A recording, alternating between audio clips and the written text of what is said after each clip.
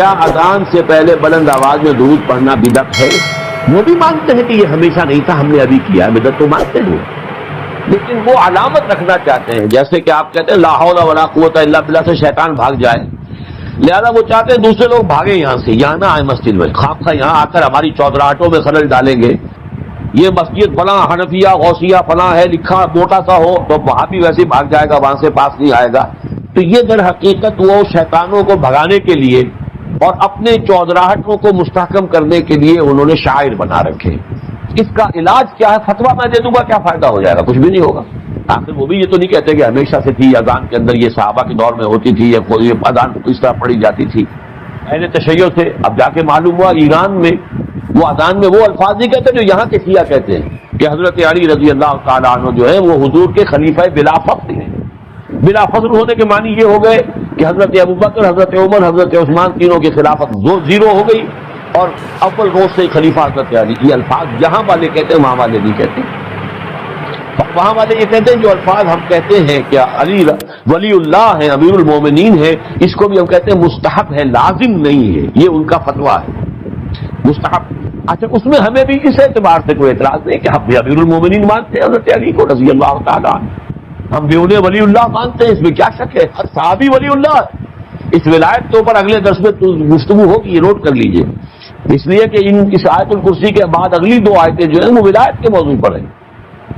اللہ ولی الذین آمنوا یخرجهم من الظلمات الى النور والذین کفروا اولیاءهم الطاغوت یخرجونهم من النور الى الظلمات۔ تو اس پر گفتگو ہوگی۔ تو اولیاء اللہ جو ہے حضرت علی کیا ولی نہیں ہے؟ یقیناً بہت بڑے ولی اللہ ہیں۔ تو یہ لیکن آیا اذان میں یہ کہنا چاہیے تو وہ بھی کہتے ہیں کہ یہ کوئی ہمارے نزدیک واجب نہیں ہے۔ تو یہ جب ان سے علماء سے بات کریں گے تو وہ بات کچھ اور کرتے ہیں، ان کے عوام اور جہلاء کا جو طرز عمل ہے وہ کچھ اور، اور وہ وہی ہے کیونکہ میرا ایک لفظ آپ پڑھتے ہوں گے میرے انٹرویوز میں بار بار آیا، اگر کہ مجھے اندیشہ ہے کہ میرے اوپر فتوے لگنے شروع ہو جائیں گے، میں یہ کھل کر باتیں کہہ رہا ہوں۔ ہمارے ہاں فرقوں کی حیثیت کیا ہے؟ یہ مولویوں کی ٹریڈ یونینیں ہیں، جیسے پیشے ہوتے ہیں، اس لیے کہ ہم نے دین کو پیشہ بنا لیا۔ اسلام میں دین کا کوئی پیشہ نہیں۔ مسلمان کو قابل ہونا چاہیے کہ اسے مسجد میں آئے ہیں اسے آگے کر دیا جائے، نماز پڑھائے۔ مسلمان کو اس قابل ہونا چاہیے اپنی بچی کا خود نکاح پڑھائے۔ مسلمان کو اس قابل ہونا چاہیے اپنے باپ کا جنازہ خود پڑھے، لیکن ہم نے تو چونکہ یہ کرنا ہی نہیں، لہذا ہم نے مولوی پاس رکھے ہیں اور ان کو ہم نے پیشہ بنا دیا۔ جب پیشہ ہو گیا تو پیشہ ورانہ چشمت، یہ تو ہے پروفیشنل جیلسی۔ کاروبار میں تو پھر رقابتیں ہوں گی، وہ رقابتیں ہیں۔ اب ہر ایک نے اپنا ٹریڈ یونین کا ٹریڈ نشان بنا رکھا، ٹریڈ مارک، ہم فلاں ہیں، ہم فلاں ہیں، ہم فلاں ہیں۔ یہ سارے دھندے جو ہیں ان کی جڑ کٹے گی کس سے؟ عربی سیکھو، پڑھے لکھے لوگ اسے لازم کریں اپنے اوپر کہ خود عربی سیکھیں، دین کا کم سے کم اتنا علم حاصل کر لیں۔ پڑھا لکھا آدمی اس قابل ہونا چاہیے کہ نماز پڑھائے، کیوں نہ؟ تاکہ یہ جو ہمارے یہاں ایک سول سروس بن گئی ہے اس کو یہ ہوگا اس کا اصل حل۔ اور فتویٰ میں لگا دوں کہ یہ جائز ہے یا ناجائز ہے یا بدعت ہے یا سنت، اس سے کچھ حاصل نہیں ہوگا۔ الحمدللہ وکفا والصلاة والسلام علی عباده الذین اصطفى خصوصاً علی افضلهم وخاتم النبیین محمد الامین وعلی آلہ وصحبہ اجمعین، اما بعد فاعوذ باللہ من الشیطان الرجیم، بسم اللہ الرحمن الرحیم، قل هو اللہ احد اللہ الصمد لم یلد ولم یولد ولم یکن له کفوا احد، صدق اللہ العظیم۔ رب اشرح لی صدری ویسر لی امری واحلل عقدۃ من لسانی یفقہوا قولی۔ اللہم ربنا الہمنا رشدنا واعذنا من شرور انفسنا، اللہم ارنا الحق حقا وارزقنا اتباعہ وارنا الباطل باطلا وارزقنا اجتنابہ۔ اللہم ربنا آنس وحشتنا فی قبورنا وارحمنا بالقرآن العظیم، اللہم اجعلہ لنا اماما ونورا وہدا ورحمہ، اللہم ذکرنا منہ ما نسینا وعلمنا منہ ما جہلنا، وارزقنا تلاوته آناء الليل وأطراف النهار واجعله لنا حجة يا رب العالمين آمین۔ ہمارا آج کا درس بھی 3 ہفتوں کے بعد ہو رہا ہے، یعنی 2 ہفتے کے ناغے سے۔ البتہ اب ارادہ یہ ہے اللہ تعالیٰ پورا کرائے کہ بقیہ 2 صورتیں جو آج کے بعد رہ جائیں گی، آج ہم سورہ اخلاص پڑھ رہے ہیں، پھر معوذتین رہ جائیں گی، تو ارادہ پختہ یہ ہے کہ اب ناغہ نہ ہو، اور 1 نومبر کو جمعہ آ رہا ہے تو 2 نومبر کو ہم سورۃ الفلق اور پھر 9 نومبر کو سورۃ الناس کا مطالعہ کر کے یہ سلسلے وار درس قرآن جو اب اپنے اختتام کو پہنچ رہا ہے، تو اس موقع پر ایک خصوصی تقریب کا بھی انعقاد کریں، اس لیے کہ اب اس کے بعد پھر اثر نو شروع سے قرآن حکیم کے درس کے سلسلے کا مجھے آغاز کرنا ہے، اور ارادہ یہ کیا ہے کہ آئندہ یہ درس ہفتے میں 2 مرتبہ، ہفتہ اور اتوار 2 دن تسلسل کے ساتھ، تاکہ پروگرس ہو سکے، اس لیے کہ یہ جو آخری منزل ہے ہماری سورہ حجرات کے بعد سے، اس کے دروس تو ریکارڈ ہو گئے ہیں، آڈیو میں بھی ویڈیو میں بھی، لیکن اس سے پہلے کے دروس شاذ ہی کہیں ہمارے پاس ریکارڈ میں ہے۔ اب جیسا جتنا بھی اللہ کو منظور ہوگا ابتدا سے، تو اس میں میں چاہتا ہوں کہ رفتار کچھ زیادہ ہو، تو ارادہ یہ کیا ہے کہ ہر ہفتے 2 درس ہوں تاکہ ہماری رفتار کچھ تیز ہو سکے۔ ایک نقطہ میں نے اس سے پہلے 2 مرتبہ بیان کیا ہے، آج تیسری مرتبہ دہرا رہا ہوں۔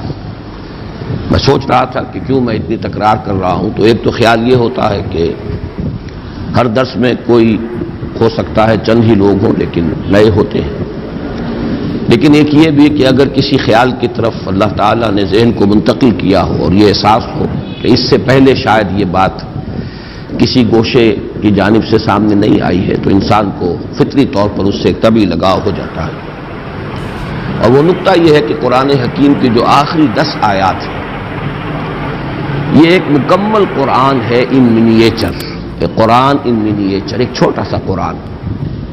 اور یہ کیوں ہے؟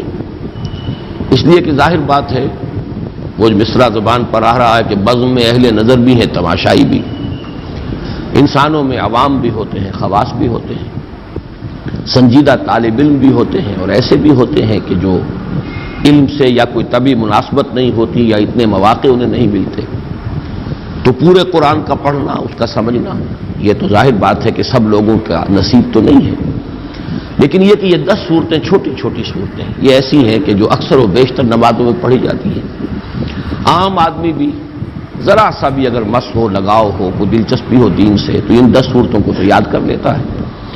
یہی وجہ ہے کہ تراویح کی نماز میں جہاں کوئی حافظ نہیں ہوتے یا آخری ایام جو ہوتے ہیں ختم قرآن کے بعد، پھر ان میں انہی 10 صورتوں کو 2 مرتبہ پڑھ کر 20 رکعتوں میں وہ جو تلاوت کی جاتی ہے۔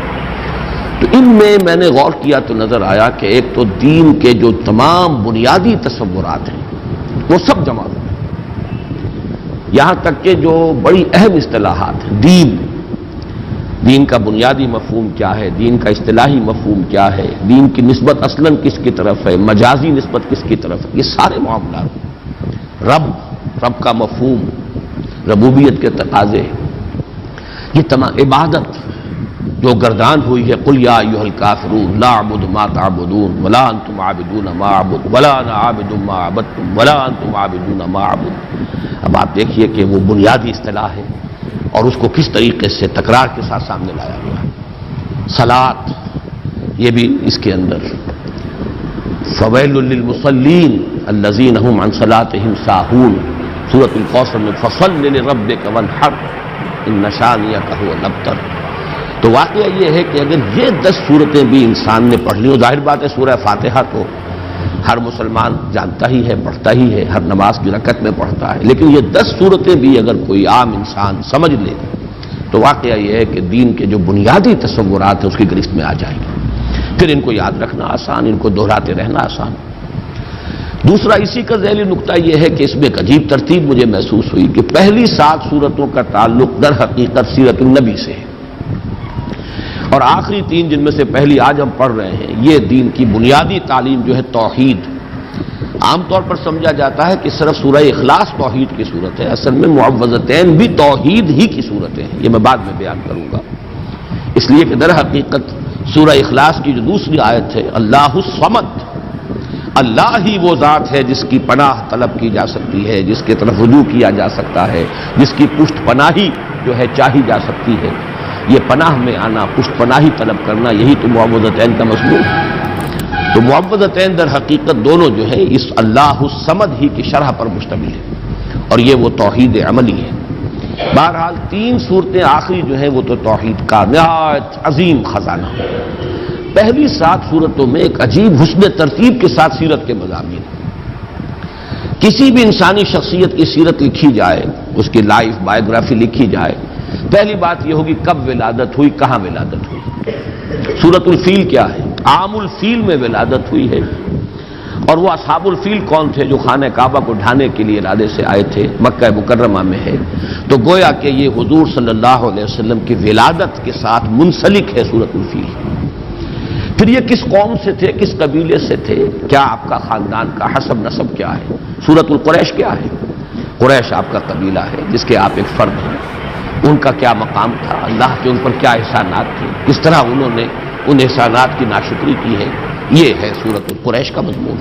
لإلاف قریش إلافهم رحلة الشتاء والصيف فليعبدوا رب هذا البيت الذي أطعمهم من جوع وآمنهم من خوف۔ پھر تیسری صورت، جس ماحول میں آپ پیدا کیے گئے، جہاں آپ کو اپنا عظیم فرض منصبی ادا کرنا تھا، اس کے کردار اور اخلاق کا عالم کیا تھا، یہ جو سورہ مبارکہ ہے۔ أرأيت الذي يكذب بالدين فذلك الذي يدعو اليتيم ولا يحض على طعام المسكين فويل للمصلين الذين هم عن صلاتهم ساهون الذين هم يراءون ويمنعون الماعون۔ یہ سارا کس کا بس بیان ہو رہا ہے؟ اہل مکہ کے حالات، ان کی اخلاقی پستی، دینی اعتبار سے جو زوال وہ آ چکا تھا، دین ابراہیمی کے جو مس کر چکے تھے، نماز کا حلیہ بگاڑ چکے تھے، کوئی نیکی تھی تو صرف ریاکاری کی نیکی تھی، حقیقت بر سے بالکل محروم، یہ وہ ماحول تھا جس میں کہ آپ کو یہ عظیم کام جو ہے سونپ کر بھیجا گیا، اصلاح کا اور انقلاب کا۔ پھر آپ کا ذاتی مقام و مرتبہ کیا ہے؟ انا اعطیناک الکوثر فصل لربک وانحر۔ اسی میں یہ کہ مخالفت ہوگی، لیکن آپ کے مخالفین خائب و خاسر ہوں گے، ناکام ہوں گے۔ ان نشانیک هو الابتر۔ قل یا ایھا الکافرون کیا ہے؟ جب یہ مخالفت اور یہ تصادم کشاکش حق و باطل کی اپنی انتہا کو پہنچ کر پھر ذرا نرمی پر آئی ہے اور مصالحت کی باتیں شروع ہوئی ہیں، تو یہ اعلان برات، قل یا ایھا الکافرون لا اعبد ما تعبدون ولا انتم عابدون ما اعبد، یوں سمجھیے کہ پورا مکی دور اس میں آ گیا۔ اور آخری 2 صورتیں یہ انجام ہے، جیسا کہ میں عرض کر چکا ہوں، یہ ایک آیت کو 2 حصوں میں تقسیم کر دیجئے، جو سورہ بنی اسرائیل کی آیت ہے، قل جاء الحق وزهق الباطل اذا جاء نصر اللہ والفتح ورأیت الناس يدخلون فی دین اللہ افواجا۔ اس میں حضور صلی اللہ علیہ وسلم کی حیات طیبہ کے آخری دور کا نشان ہے، اور یہ کہ جو آپ کے سب سے کٹر دشمن تھے، سب سے زیادہ معاند ابو لہب اور اس کی بیوی، عورتوں میں سر فہرست ام جمیل، اور مردوں میں سب سے زیادہ جس کے لیے میں نے وہ بڑے ثقیل الفاظ بھی آپ کو سنائے تھے، جو کہ یوں سمجھیے کہ نکما ترین انسان جو ہو سکتا ہے، پست ترین اخلاق کا اور سخت ترین مخالف اور قریب ترین عزیز، یہ سارے ترین جمع کیجئے تو وہ ایک شخص بنتا ہے ابو لہب، لیکن اس کے ہاتھ ٹوٹ گئے، وہ برباد ہو گیا، وہ تباہ ہو گیا۔ یہ در حقیقت ان چاروں کو جمع کیا جائے، یہ جو دونوں میں نے آپ کو صورتیں بیان کی ہیں، تو یہ ہے در حقیقت نبی اکرم صلی اللہ علیہ وسلم کے مشن کا وہ آخری وقت کہ آپ کا وہ مشن مکمل ہو۔ تو یہ 7 صورتیں در حقیقت حضور صلی اللہ علیہ وسلم کی سیرت کے ساتھ متعلق ہے۔ باقی جو علم کے موتی ہیں، معرفت کے اعلیٰ علمی مضامین جو ہیں وہ ان سے قطع نظر، وہ تو جو بھی ہیں ہمارے ان دروس میں بیان ہو گئے ہیں۔ پھر آخری 3 صورتیں جو ہیں یہ ہے در حقیقت دین کی اصل تعلیم، لب لباب، دین توحید ہے اسلام۔ توحید 4 آیات میں سورہ اخلاص کے، اور پھر توحید ہی کا ایک عکس ہے، اور یہ توحید کیا ہے؟ توحید فی التعوذ، تعوذ پناہ صرف ایک کی طلب کی جائے، جیسے آپ کو معلوم ہے کہ توحید ہی کا تقاضا ہے توکل، توحید فی التوکل، بھروسہ سوائے اس کے اور کسی پر نہ ہو، اللہ تتخذوا من دونی وکیلا۔ اسی طرح یہ توحید تعوذ میں کس سے پناہ طلب کرو گے؟ استعاذہ، کون تمہیں پناہ دینے کی قدرت رکھتا ہے؟ قل اعوذ برب الفلق قل اعوذ برب الناس۔ تو یہ چند نکات ہیں کہ جن کی طرف ذہن منتقل ہوا اور میں نے چاہا کہ آج پھر آپ کے سامنے بیان کروں۔ ایک دوسرا اہم مضمون جو میں بیان کرتا چلا آ رہا ہوں وہ یہ ہے کہ ان 10 صورتوں کے اندر ترتیب یہ ہے کہ پہلی 4 صورتیں تو نمایاں طور پر جوڑوں کی شکل میں، سورۃ الفیل، سورۃ القریش، وہ سمجھیے ایک ہی مضمون ہے، ایک ہی تصویر کے 2 رخ ہیں۔ پھر اسی طریقے سے اس سے اگلی صورت جو ہے وہ ارایت الذی یکذب بالدین، سورہ معون اور سورہ کوثر، یہ بھی ایک ہی تصویر کے 2 رخ ہیں۔ ایک کردار وہ ہے جن سے سابقہ ہے محمد الرسول اللہ صلی اللہ علیہ وسلم کو، ایک مقام اور مرتبہ ہے محمد الرسول اللہ کا، یہ بھی ایک ہی مضمون ہے، جوڑا ہے۔ البتہ پھر سورہ کافرون ایک منفرد مزاج کی صورت ہے۔ اگلی 2 صورتیں نمایاں طور پر جوڑے کی شکل میں ہیں، جاء الحق و زہق الباطل، یہ در حقیقت ایک ہی تصویر کے 2 رخ ہیں۔ حق آ گیا، حق کو غلبہ ہو گیا، اللہ کی مدد آ گئی، اللہ کی نصرت آ گئی، اور لوگوں کو دیکھا کہ وہ فوج در فوج داخل ہو رہے ہیں اللہ کے دین میں، اور اسی بات کو تبت یدا ابی لہب وتب، انجام جو ہے حق آیا ہے تو باطل گیا ہے، روشنی آئی ہے تو ظاہر بات ہے کہ اندھیرا بھاگ گیا ہے، وہ ہے تبت یدا ابی لہب۔ تو یہ دونوں صورتیں ایک جوڑے کی شکل میں ہیں، لیکن سورہ کافرون یہاں منفرد مزاج کی حامل ہے۔ اسی طرح سورہ اخلاص یہ انتہائی منفرد ہے، یہ تو گویا کہ توحید کے مضمون پر مشتمل ہونے کے اعتبار سے بھی گویا کہ تقاضا بھی یہ تھا کہ یہ منفرد ہی ہو، اس کا جوڑا کوئی نہ ہو۔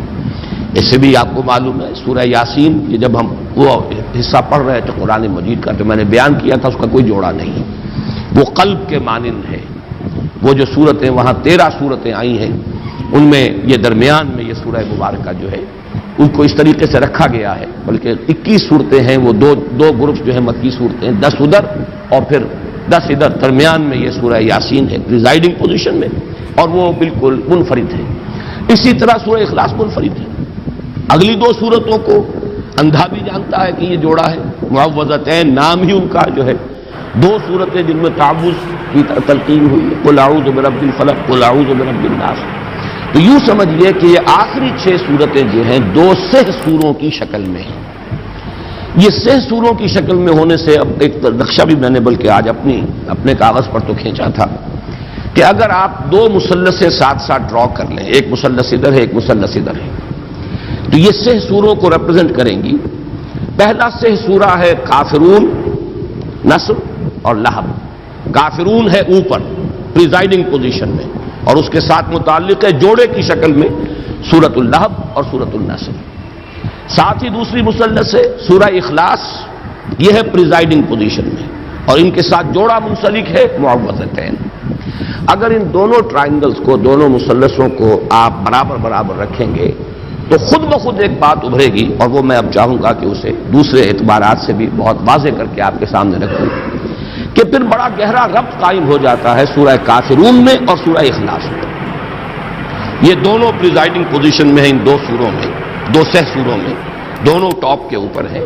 ادھر سورہ کافرون ہے، ادھر سورہ اخلاص ہے۔ کافرون کے ساتھ متعلق سورۃ النصر، سورۃ اللہب، سورۃ الاخلاص کے ساتھ متعلق سورۃ الفلق، سورۃ الناس۔ یہ دونوں جو ٹاپ پر ہیں ان کے مابین جو ربط ہے ذرا اس کو آپ سمجھیے کہ کس کس اعتبار سے۔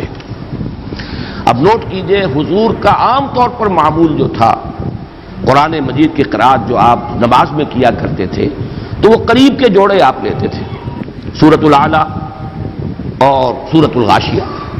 حالانکہ سورہ غاشیہ بڑی ہے تعداد آیات کے اعتبار سے، لیکن یہ کہ جمعے کی نماز میں اور عیدین کی نمازوں میں چونکہ دونوں میں فذکر تذکیر کا حکم ہے، ان دونوں صورتوں کو جمع کرتے تھے، یا پھر سورہ جمعہ، سورہ منافقون یہ آپ جمع کرتے تھے۔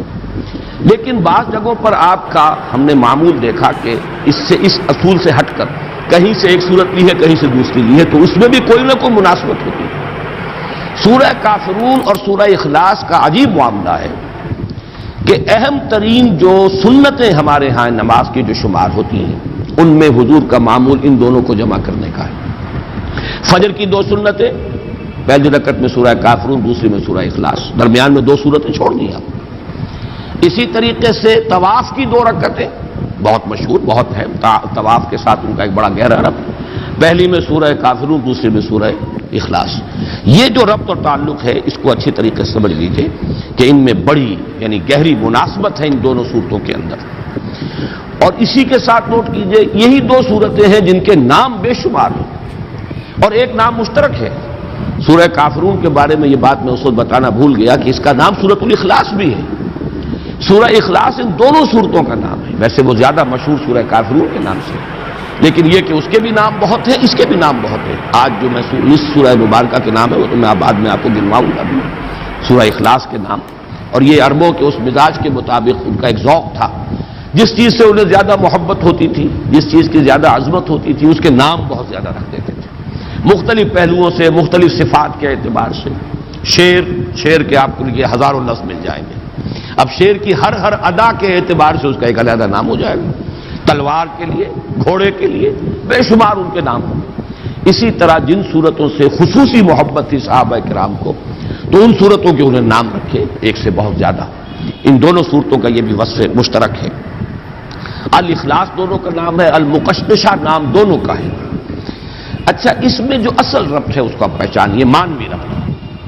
یہ سورہ کافرون اور سورہ اخلاص کے مابین بڑی یعنی مانوی جو ان دونوں کا ربط ہے اس کے اعتبار سے اہم بات ہے کہ سورہ کافرون میں ما اعبد، جسے میں پوجتا ہوں، یہ 2 مرتبہ آیا. تم نہیں پوجو گے جسے میں پوجتا ہوں، یا تم نہیں پوجتے ہو جسے میں پوجتا ہوں، اور میں نہیں پوجوں گا جسے تم پوجتے ہو، اور میں نہیں پوجتا جنہیں تم پوجتے ہو. ایک فطری سوال اٹھتا ہے کہ آپ کسے پوجتے ہیں؟ وہ کون ہے؟ اس کی صفات کیا ہے؟ اس کی شان کیا ہے؟ جیسے کہ روایات میں بھی الفاظ آتے ہیں کہ حضور سے پوچھا گیا صف لنا ربک، صفت بیان کیجئے نا ذرا، آپ کس کو پوچھتے ہیں؟ اسی طرح کہا گیا انصب لنا ربک، اپنے رب کا نسب نامہ ذرا بیان تو کریں، کس کو پوچھتے ہیں آپ؟ اس کے پیچھے جو اصل مسئلہ ہے وہ سمجھ لیجئے کہ جہاں تک لفظ اللہ ہے وہ تو مشترک ہے. وہ بھی اللہ کو پوچھتے تھے. یہ تو نہیں تھا کہ وہ اللہ کو نہیں مانتے تھے، اللہ کو مانتے تھے، اللہ کو پوچھتے تھے، اللہ سے دعائیں کرتے تھے، اللہم اللہم پکارتے تھے اللہ. تو کیسے کہتے ہیں حضور کہ جسے میں پوچھتا ہوں تم نہیں پوچھتے؟ مطلب کیا ہوا اس کا؟ کہ نام مشترک ہے، تم نے اس کے صفات کچھ اور بنا لیے، تم نے اس کے ساتھ کچھ ایسی چیزیں شامل کر دی. وہ تمہارے اپنا ذہن کا تراشیدہ اللہ ہے، وہ اللہ نہیں ہے جس سے میں پوچھتا ہوں. کہ یاراں دیگرے رامی پرستند، نام مشترک ہے لیکن میں اس اللہ کو نہیں پوچھتا جسے تم پوچھتے ہو. وہ اللہ کوئی اور اللہ ہے، وہ تمہارے ذہن کا تراشیدہ اللہ ہے. اس کی صفات تم نے خود کوئی گھڑ لی ہے، اس کو تم نے گرا دیا ہے، مخلوقات کی صف میں لا کے کھڑا کر دیا. وہ میرا معبود نہیں ہے، میرا معبود کوئی اور ہے. نام سے دھوکہ نہ کھاؤ.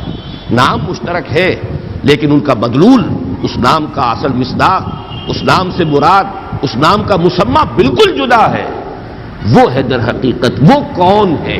اس کا جواب ہے قل هو اللہ احد اللہ الصمد لم یلد ولم یولد ولم یکن له کفوا احد.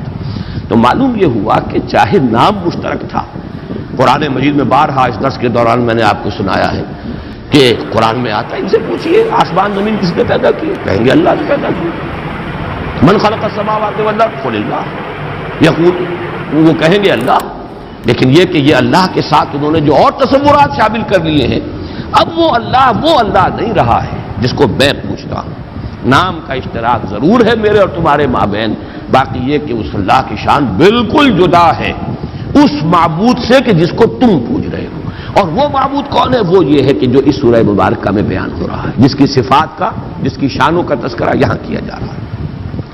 اب جیسا کہ میں نے عرض کیا تھا کہ سورہ اخلاص کے نام ویسے امام رازی نے تو 20 نام گنوا دیے ہیں، لیکن میں جلدی سے آپ کو اس کے چونکہ مختلف مضامین کے اعتبار سے اس کی جو صفات ہیں اس کے پہلوؤں سے نام رکھ دیے گئے. سورۃ التفرید، فرد کر دینے والی سورت، یعنی اللہ تعالیٰ کی ذات کو علیحدہ کر دینے والی، بالکل ایک فرد کی حیثیت سے کہ کسی اور کے ساتھ کوئی اشتباہ نہ ہو. سورۃ التجرید، مجرد کر دینے والی، تمام وہ صفات جو ہیں کہ جن کے ساتھ متصف کر دیا گیا ہے دوسرے الہا کو، ان سب سے علیحدہ کر دینے والی. سورۃ التوحید، سورۃ النجات، سورۃ الولایہ، سورۃ النسبہ، سورۃ المعرفہ، سورۃ الجمال، سورۃ المقشقشہ، سورۃ الصمد. یہ بھی نوٹ کیجئے پورے قرآن حکیم میں چونکہ صرف یہی سورہ مبارکہ ہے جس میں الصمد کا لفظ آیا ہے. بلکہ نہ اس مادے سے کہیں کوئی لفظ آیا ہے، نہ کوئی نکرہ، نہ کوئی معرفہ، نہ کوئی اس سے مشتق، بلکہ اس مادے سے بس یہی ایک لفظ آیا ہے جو سورہ مبارکہ میں السبت۔ تو سورۃ السبت، سورۃ الاساس، یہ مختلف نام ہے، اور جیسا کہ میں عرض کر چکا ہوں، یہ ہے اصل میں اس بنیاد پر کہ عربوں کا مزاج تھا، یہ در حقیقت ان کے بہت ہی زیادہ یعنی قادر الکلام ہونے کا ایک مظہر ہے، ان کے اندر جو فصاحت و بلاغت کا ایک خاص ذوق تھا کہ اب ایک ہی شخص ہے فرض کیجئے، لیکن اس کے بہت سے اس کی صفات ہوں گی، اس کی شانیں، اس کی ادائیں، تو ہر ادا کے حوالے سے اس کا ایک علیحدہ نام، اس صفت کے حوالے سے اس کا نام، جیسے کہ آپ کو معلوم ہے خود اللہ تعالیٰ کے نام تمام کے تمام صفاتی ہیں، اللہ کی ہر صفت کے ساتھ الف لام جوڑ دیجئے تو وہ اللہ تعالیٰ کا نام بن جاتا ہے۔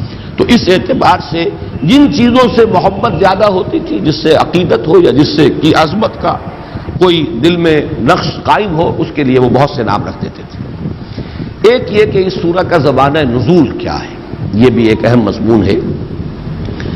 یہ سورہ مبارکہ ان چند صورتوں میں سے ہے جن کے بارے میں بالآخر یہ کہا گیا کہ یہ 2 مرتبہ نازل ہوئی، اس لیے کہ بہت سی روایات ہیں جو اس طرح دلالت کرتی ہیں کہ یہ مکی صورت ہے، اس لیے کہ مشرکین مکہ نے سوال کیا تھا کہ صف لنا ربک یا انصب لنا ربک، ذرا بیان کیجئے کیا آپ کس کو پوجتے ہیں؟ آپ کہتے ہیں کہ میں نہیں پوجتا اسے جنہیں تم پوجتے ہو، اور تم نہیں پوجتے اسے جسے میں پوجتا ہوں، تو آپ کسے پوجتے ہیں؟ ہمیں ذرا بیان کیجئے اس کی شان کیا ہے، اس کی صفات کیا ہے۔ تو اس اعتبار سے مکے میں ہی یہ سورہ مبارکہ نازل ہوئی، بہت سی اس کی جو ہے وہ روایات موجود ہیں۔ بعض روایات یہ کہ یہود نے سوال کیا تھا کہ آپ اللہ کی توحید کا اور اللہ کو پر ایمان لانے کی جو دعوت دے رہے ہیں تو کیا صفات ہے اس کی، تو یہ سورہ مبارکہ نازل ہوئی۔ تو یہ مختلف روایات ہیں، اور اس پر میں سمجھتا ہوں کہ حق ادا کر دیا ہے مولانا مودودی مرحوم نے تفہیم القرآن ہے، اس کا جو اب ہر سورت کا وہ ایک مقدمہ لکھتے ہیں، تو تمام روایات جمع کر دی ہیں، اور پھر ایک بہت ہی اہم اور بہت فیصلہ کن قول فیصل جو ہے انہوں نے لکھا ہے، بہت جامع، اور اس سے ثابت یہی ہے، اکثر لوگوں کی رائے بھی یہی ہے، لیکن اس کو بیان کرنے کا اسلوب وہاں پر بہت عمدہ ہے مولانا مودودی مرحوم کا، اور وہ یہ کہ یہ ہے مکی، لیکن چونکہ جب بھی حضور سے پوچھا گیا ہو اللہ کے بارے میں تو حضور نے یہی صورت پڑھ دی، تو مغالطہ ہو گیا، لوگوں کو شاید یہ ابھی نازل ہوئی، اور یہ میں پہلے بھی بیان کر چکا ہوں، جیسے وہ مشہور واقعہ جو حضرت عمر رضی اللہ تعالیٰ عنہ کا حضور کے انتقال کے بعد جو جذباتی ایک کیفیت ہو گئی تھی، اور آپ نے تلوار کھینچ لی تھی اور فرمایا تھا کہ جو کہے گا کہ محمد کا انتقال ہو گیا اسے قتل کر دوں گا، تو ایک خاص جذباتی کیفیت تھی، ایک جذب کا عالم تھا۔ تو اس وقت حضرت ابو بکر رضی اللہ تعالیٰ عنہ نے جب کھڑے ہو کر خطبہ دیا ہے، من کان یعبد محمدا فإن محمدا قد مات ومن کان یعبد اللہ فإن اللہ حی لا یموت، اور پھر آیت پڑھی وما محمد الا رسول قد خلت من قبلہ الرسل افإن مات او قتل انقلبتم علی اعقابکم۔ تو حضرت عمر اپنا یہ تاثر بیان کرتے ہیں کہ مجھے محسوس ہوا جیسے یہ آیت مبارکہ ابھی نازل ہوئی۔ اب ظاہر بات ہے حضرت عمر کا معاملہ تو اور ہے، وہ تو قرآن کے جاننے والے اور قرآن کے عالم تھے، انہیں معلوم تھا یہ آیت کب نازل ہوئی ہے، لہذا انہوں نے تو الفاظ یہ کہا گویا کہ ابھی نازل ہوئی ہے، یعنی اس وقت کا تاثر اتنا گہرا ہوا اس آیت کے پڑھنے کا، جو حضرت ابوبکر نے جب اس کا حوالہ دیا تو تاثر اتنا گہرا تھا خود حضرت عمر کے دل پر کہ آپ فرماتے ہیں کہ میں نے محسوس کیا کہ گویا یہ آیت ابھی نازل ہوئی۔ لیکن عام لوگوں کا تصور، ظاہر بات ہے کہ ہر شخص کو قرآن کا اتنا جاننے والا نہیں تھا، کتنے لوگ تھے کہ جن کے پاس قرآن مجید پورا موجود بھی نہیں تھا، مصحف کہاں تھے، یہ مصحف کی شکل میں تو حضرت ابوبکر کے زمانے میں جمع کیا گیا، ورنہ باقاعدہ ما بین الدفتین کتابی شکل میں حضور کے زمانے میں قرآن تھا ہی نہیں۔ تو ایسے مواقع پر جب بھی کسی نے کوئی سوال کیا اللہ تعالیٰ کی ذات و صفات کے بارے میں اور حضور نے یہ صورت پڑھ دی، تو کسی شخص کو کہ جو اس مجمع میں موجود ہو یہ گمان ہو سکتا ہے کہ یہ صورت ابھی نازل ہوئی ہے، اس سوال کے جواب میں نازل ہوئی، اور اس اعتبار سے یہ رائے بھی بن گئی کہ یہ گویا کہ مدنی صورت ہے، لیکن یہ کہ مضامین کو دیکھیے، اس کا اسلوب دیکھیے، اس کا سٹائل دیکھیے، سب کے سب قطعی ثبوت ہے یہ شے کہ یہ سورہ مبارکہ صرف مکی نہیں، مکی دور کے بھی بالکل ابتدائی زمانے سے متعلق ہے۔ اس کے لیے بھی جو ایک برہان قاطع دی ہے مولانا مودودی نے، وہ بہت ہی کنونسنگ، اس لیے کہ اس میں جو لفظ احد آیا ہے، یہ بعد میں اس کی مزید جو تشریح کروں گا تو وہ بات سامنے آ جائے گی، سوائے اللہ کی ذات کے یہ لفظ صفت کے اعتبار سے کسی اور کے لیے مستعمل نہیں، نہ اس سے پہلے اس کا استعمال تھا، یہ صرف نازل ہوا قرآن مجید میں اللہ کی ذات کے لیے صفت کے طور پر۔ اس اعتبار سے غور کیجئے تو جب حضرت بلال کے واقعات آتے ہیں رضی اللہ تعالیٰ عنہ، جب امیہ ابن خلف جو ان کا آقا تھا، جب انہیں سخت سزائیں دیتا تھا اور جب تپتی ہوئی زمین پر لٹا کر اور ایک بھاری پتھر سینے پر بھی رکھ دیتا تھا اور اوپر سے آگ برسا رہا ہوتا تھا مکے کا سورج، اس وقت بھی ان کی زبان سے لفظ نکلتا تھا احد احد احد احد احد احد، وہ کسی درجے میں بھی کمپرومائز کرنے کے لیے تیار نہیں۔ تو یہ احد اس وقت جو ان کی زبان سے نکل رہا ہے، یہ قطعی ثبوت ہے اس کا کہ یہ سورہ مبارکہ اس وقت نازل ہو چکی تھی، اور اسی کے حوالے سے قل هو اللہ احد اللہ الصمد، تو یہ احد کا لفظ جو ہے یہ تو بڑی قطعی میں سمجھتا ہوں کہ دلیل ہے اس بات کی کہ حضرت بلال، یہ سن 4 یا 5 کا واقعہ، یہ تعذیب المسلمین کا آغاز سن 4 میں ہوا ہے، سن 5 میں وہ اپنے عروج کو پہنچ گیا، پرسیکیوشن مسلمانوں کی، اور ان میں ظاہر بات ہے کہ سب سے زیادہ جو بھی اس کا نشانہ بنے اس تشدد کا، وہ غلاموں کے طبقے سے جو لوگ ایمان لائے تھے، تو یہ وہ دور ہے۔ تو اس سے یہ ثبوت اس کا بالکل واضح طور پر مل گیا کہ یہ مکی صورت ہے، البتہ چونکہ اس کا بہت سے مواقع پر حوالہ آیا ہوگا بالکل فطری طور پر کہ جب بھی اللہ کی ذات و صفات کا معاملہ زیر بحث آیا، یقیناً حضور نے یہی سورہ مبارکہ پڑھ دی، اور یہی سب سے مختصر صورت بھی ہے اور بہت جامع بھی ہے۔ اس اعتبار سے کچھ حضرات کو اگر یہ مغالطہ ہو گیا ہو کہ یہ مدینے میں نازل ہوئی ہے تو وہ بات قرین قیاس سے سمجھ میں آتی ہے۔ ایک اور موضوع میں چاہتا ہوں وہ بھی آپ کے سامنے واضح ہو جائے، پہلے بھی میں نے کہا لفظ استعمال کیے، جس چیز سے عربوں کو خاص محبت ہو جاتی تھی اس کے نام بہت سے رکھتے تھے، اس سورہ مبارکہ سے صحابہ کرام کو جس درجے شغف تھا، جتنی محبت تھی، اس کے ضمن میں کچھ واقعات بیان ہوئے۔ ایک روایت کے جو بخاری اور مسلم دونوں میں ہے اور اس کی راویہ ہیں حضرت عائشہ صدیقہ رضی اللہ تعالی عنہا، اس میں واقعہ بیان ہوا ہے کہ حضور نے کوئی دستہ بھیجا کسی مہم پر، اور ایک اس کے سردار ظاہر بات ہے امیر تھے، امیر الجیش، اب جہاں بھی نماز پڑھی جاتی تھی تو وہی امیر امام بھی ہوتے تھے، تو وہ ہر رکعت میں چاہے اور قرآن مجید کا کوئی حصہ پڑھے لیکن آخر میں قل هو اللہ احد ضرور پڑھتے تھے۔